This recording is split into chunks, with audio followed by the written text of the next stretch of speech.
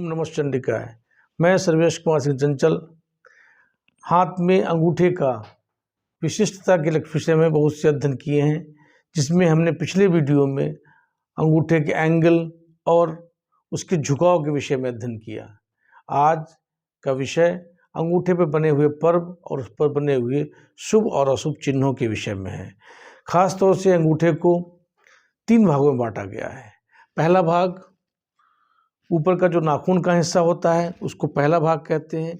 इसमें मुख्य तौर से जो लक्षण होते हैं वो हमारी इच्छा शक्ति को प्रदर्शित करते हैं, अर्थात प्रथम पर्व जो होता है वो हमारी इच्छा शक्ति का लक्षण प्रदर्शित करता है, बताता है, और उसके साथ ही साथ उसमें हमारे विचारों की दृढ़ता को भी प्रदर्शित करता है। अर्थात जिस व्यक्ति का प्रथम पर्व लंबाई लिए हुए, स्पष्ट और उसके साथ में गुलाबीपन लिए हुए, यदि हाथ अंगूठे में चक्र बना हुआ है या शंख बना हुआ है या अन्य कोई विशिष्ट आकृति बनी हुई है तो वो उसके गुणों में और अधिक वृद्धि कर देती है।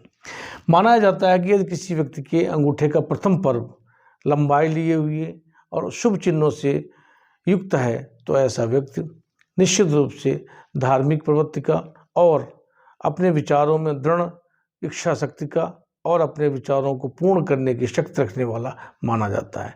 ऐसे जातक अधिकांशतः कर्मवादी होते हैं, भाग्यवादी नहीं होते।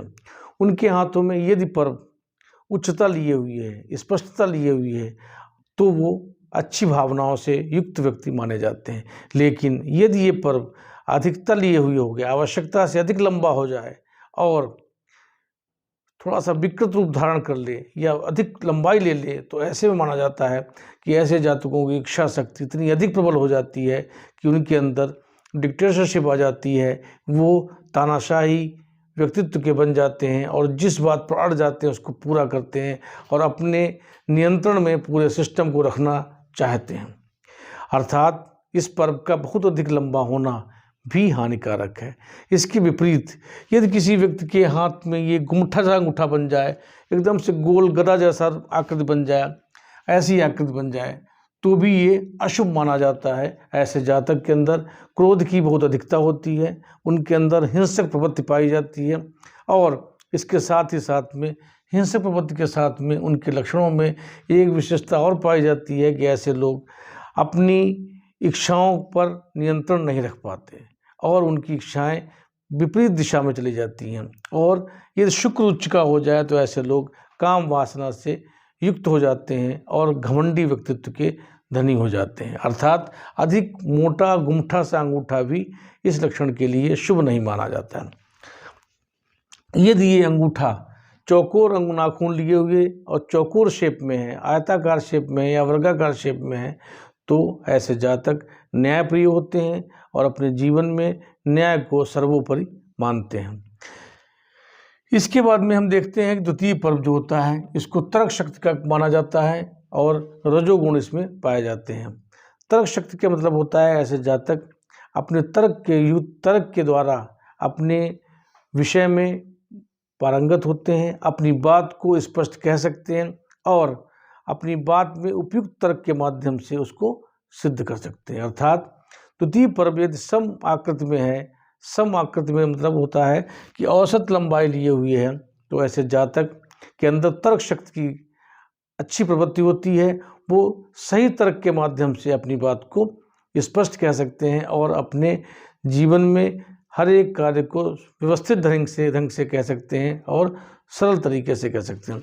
यदि यही अंगूठा थोड़ा सा पतलापन लिए हुए यहाँ पर आ जाता है और इस तरीके की आकृति हो जाती इसमें है, तो ऐसे जातक जो होते हैं वो नीति संगत होते हैं, नीति यानी कूटनीतिज्ञ होते हैं और अपनी कूटनीति के माध्यम से वो अपने कार्यों को भी पूर्ण करने में सक्षम होते हैं। अर्थात इस पर्व का औसत रहना अच्छा माना जाता है।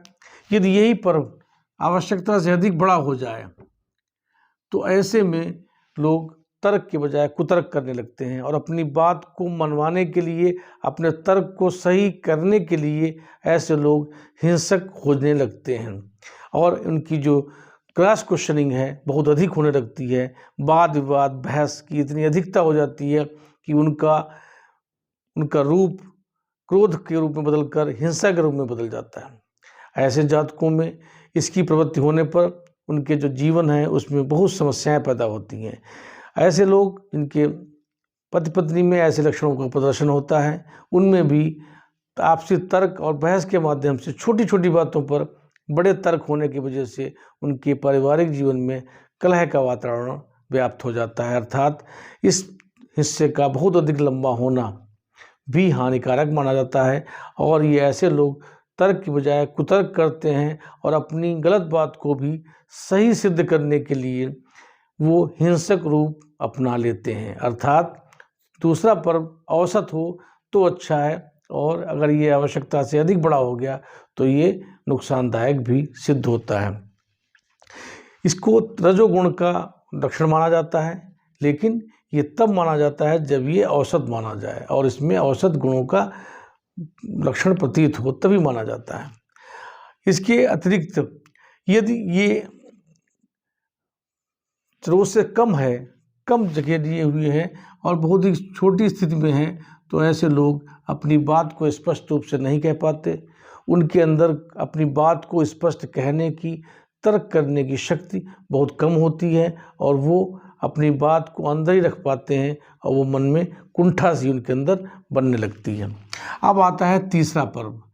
तीसरा पर्व जो होता है वो दूसरे पर्व के बाद से और अंगूठे के नीचे के शुक्र तक के हिस्से को माना जाता है। यदि ये हिस्सा औसत है, सामान्य रूप से ढला हुआ है, तो ये विशेष लक्षण बनाता है। ऐसे लोगों के माना जाता है कि ऐसे लोगों के जीवन में सुख, समृद्धि, ऐश्वर्य, धन के साथ में स्नेह और प्रेम करने की क्षमता भी बहुत अधिक होती है। यदि ये क्षेत्र जो नीचे का हिस्सा है ये बहुत अधिक उच्च का हो जाए, उठ जाए, बहुत भारीपन ले ले, तो ऐसे लोगों के अंदर बहुत अधिक ऐश्वर्य प्राप्त करने की जल्दबाजी पैदा हो जाती है और वो अपने कार्यों द्वारा गलत तरीकों से भी पैसा पैदा करने का प्रयास करने लगते हैं। फलस्वरूप उनमें जल्दबाजी और काम वासना की वृत्ति का भी बढ़ना प्रारंभ हो जाता है। ऐसे लोग व्यसनों में भी लिप्त होने लगते हैं और उनके अंदर गलत भावनाएं भी प्रदर्शित होने लगती हैं। अब माना जाता है कि अंगूठे पर बनने वाले चिन्ह, नारदीय संहिता में लिखा है, अमतस्य कुतो विद्या अयवस्य कुतो धनम। अर्थात जिसके हाथ में मत्स्य का चिन्ह नहीं होगा वो विद्यावान यानी बुद्धिमान कैसे हो सकता है, और जिसके हाथ में यव का चिन्ह नहीं होगा वो धनवान कैसे हो सकता है। अर्थात मत्स्य का चिन्ह और यव का चिन्ह जीवन में सुख, समृद्धि और धन संपदा का एक लक्षण प्रदर्शित करता है। ये चिन्ह कहाँ बनता है? ये अधिकांशतः प्रथम पर्व पर हमने बनते हुए देखा है। बहुत से जातकों में हमने इसको इस रूप में देखा है और स्पष्ट रूप देखा है इसका है। इस तरीके से आँख जैसी आकृति और यव जैसी आकृति जो कि दोनों हिस्सों पर जुड़ी हुई प्रतीत होती है, ये आकृति अत्यंत शुभ मानी जाती है। जिन जातकों के हाथ में ये यव की आकृति दिखाई पड़ती है, ऐसे जातक निश्चित रूप से अपने जीवन में उन सभी कार्यों को पूर्ण करते हैं जिनका उन्होंने कभी मन में सोचा है, इच्छा की है या योजना बनाई है। उन कार्यों को निश्चित रूप से पूर्ण करते हैं और सफलता प्राप्त करते हैं। इसके जिस जातक के हाथ में ये अपूर्ण रूप से पाया जाए, यानी एक तरफ से बंद हो और दूसरी तरफ से खुला प्रतीत हो, ऐसे जातकों के प्रत्येक कार्यों में कष्ट का लक्षण प्रतीत होता है और उनको हर कार्य में संघर्ष के साथ में कार्य पूर्ण होने का लक्षण प्रदर्शित होता है। कभी कभी हमने यव में दो आकृतियों को भी पूर्ण होते देखा है, एक आकृति ऊपर जाते हुए और दूसरी नीचे जाते हुए। इस तरीके से आकृति को भी देखा है अंगूठे के पर्व में। अगर ऐसी आकृति किसी व्यक्ति के हाथ में आती है तो उसमें ऐसे लोगों को हर कार्य में व्यवधान का सामना करना पड़ेगा, हर काम में असफलताओं के लक्षण प्रदर्शित होंगे और उनको आवश्यकता से अधिक संघर्ष करके अपने कार्य को पूर्ण करना पड़ेगा।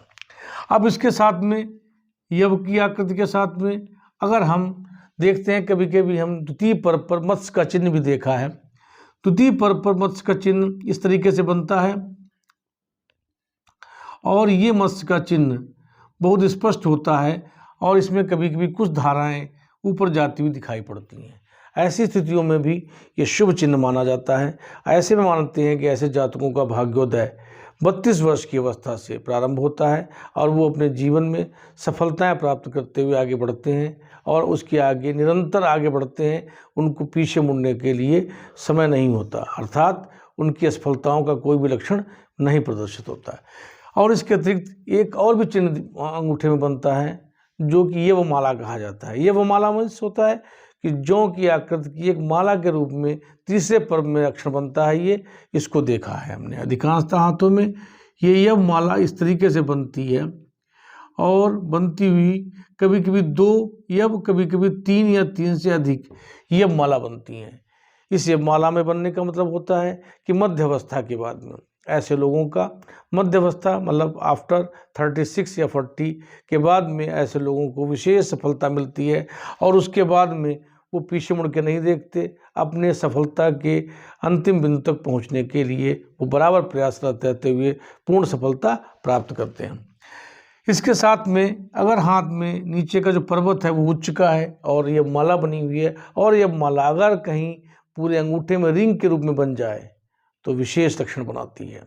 ऐसे में माना जाता है कि ऐसे लोग राजसी जीवन यानी ये राजयोग भी बनता है और राजयोग इसको सिर्फ अंगूठे पर यह माला बनने पर ही पूर्ण माना जाता है। अन्य रेखाओं को विशेष ध्यान नहीं दें, सिर्फ यह माला पूर्ण हो तो भी राजयोग पूर्ण माना जाता है। अर्थात ये रिंग अगर आपके हथेली में ही दिख रहा है, इस हिस्से में ही दिख रहा है तीसरे पूरे पर, तो भी शुभ है और अगर ये रिंग बन गया है तो अत्यंत शुभ है और ये शुभ फल देने वाला है। इसके साथ में अब हम अंगूठे के पृष्ठभाग का भी थोड़ा सा अध्ययन कर लेते हैं। पूर्व के जो ज्योतिषी हैं, हस्तरेखा विशेषज्ञ हैं, वो पृष्ठभाग यानी अंगूठे के त्रिनाखून के हिस्से के जो लाइंस बनती हैं इसको पृष्ठभाग कहते हैं। इस पर बने हुए चिन्हों को वो पन कहा करते थे। पन हमारे बचपन और अवस्थाओं के लक्षणों को प्रदर्शित करते हैं। जिस व्यक्ति के जीवन में नीचे से हम अगर गणना करें तो पहला पन ये लाइन होती है, दूसरा ये लाइन होगी और तीसरी एक लाइन और दिखाई पड़ती है। नाखी के नाखून के नीचे को हम देखेंगे तब ऐसी लाइनें दिखाई पड़ती हैं। ये पहली लाइन कमज़ोर है तो ऐसे जातकों को बचपन में कष्ट, अगर दूसरी लाइन कमज़ोर है तो युवावस्था में समस्याओं का सामना करना पड़ेगा और अगर तीसरी लाइन कमज़ोर है तो वृद्धावस्था में समस्याओं का सामना करना पड़ेगा। अगर ये तीनों रेखाएं पूर्ण हैं और स्पष्ट लिए हुए और गहरी और स्पष्ट लाइन लिए हुए बनी हुई हैं तो ऐसे माना जाता है कि ऐसे जातक को सभी अवस्थाएं, बचपन, युवावस्था और वृद्धावस्था सभी अच्छी अवस्थाओं में गुजरेंगी और वो अपना सफल और सुखद जीवन व्यतीत करेगा। ये इससे हम जानकारी कर सकते हैं। ये सामान्य जानकारी हमें अंगूठे के पृष्ठभाग से भी प्राप्त हो जाती है।